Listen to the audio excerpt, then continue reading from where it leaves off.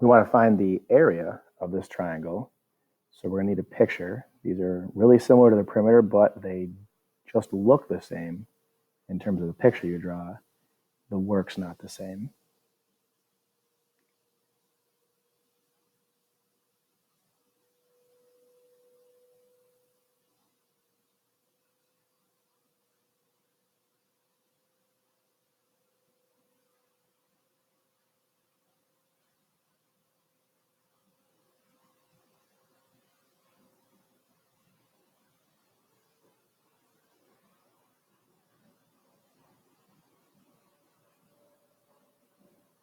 In pretty much every one of these problems, you're not going to have any horizontal or vertical side. So I'm going to treat all of them like you don't have a horizontal or vertical side because this works every single time. So I'm going to put the triangle or the shape, because they're not going to be triangles, inside of a box, inside of a rectangle.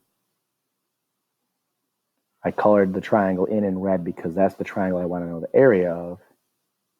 And I'm going to number any right triangles or rectangles that happen to be left over, because what I'm going to end up doing is I'm going to take the area of the rectangle and I'm going to subtract out the area of all triangles that are not shaded.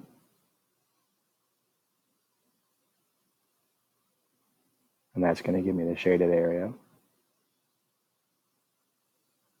Two things I'm going to want to know that are actually on the formula sheet you guys get for the Regents exam is area for a rectangle is base times height, and area of a triangle is 1/2 base times height. So I need to know those throughout all these problems. The reason I draw it like this is because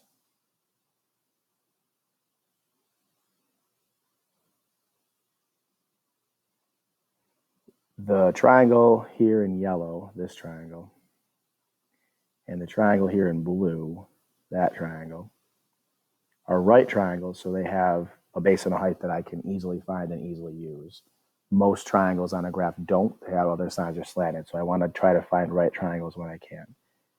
Best way to keep everything organized here is to make a little list over here. Area of the rectangle. The rectangle's base is 8, and its height is 3. So 8 times 3 is 24.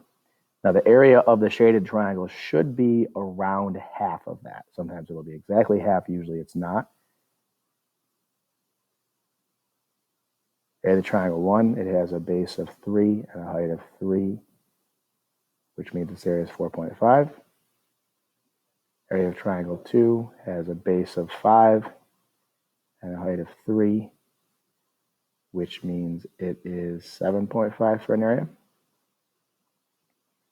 So you get the area of the shaded region that I want. I'm going to take 24 and I'm going to subtract out anything that I didn't want, which in this case was the 4.5 and the 7.5, which means the area of my triangle here is 12, which is exactly half, which is a rare situation, but it's the correct answer.